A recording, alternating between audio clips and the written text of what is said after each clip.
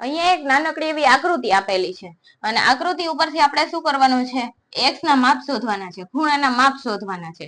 તો અહીંયા એક ચતુષ્કોણ આપેલો છે PQRS. હવે ચતુષ્કોણના ચારેય ખૂણાના માપનો સરવાળો કેટલો થાય? 360. P આપણને કેટલો આપેલો છે? x. Q કેટલો આપેલો છે? 75. R કેટલો આપેલો છે? x.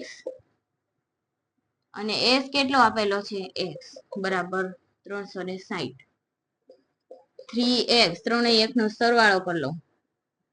હવે 360 આ બાજુ 75 ને આવવા દો એટલે માઇનસ થઈ જાય. 3x બરાબર 360 માંથી 75 બાદ કરો, કેટલા વધે? અહીંયા વધે 10 ને અહીંયા વધે 5, ઉપર વધે 15 અને અહીંયા વધે 2. 5 8 2 285. હવે એને હું 3 વડે ભાગી નાખું.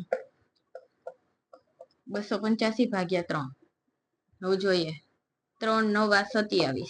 કેટલા વધે? 1 15. 5 તેરી ને 15. x નું માપ આપણને કેટલું મળ્યું? 95. તો આ ત્રણેય ખૂણાના માપનો સરવાળો કેટલો થતો? 95 95 95 95. હવે જોઈ લો તો બધાનો સરવાળો 360 થાય છે, તો આપણો જવાબ સાચો.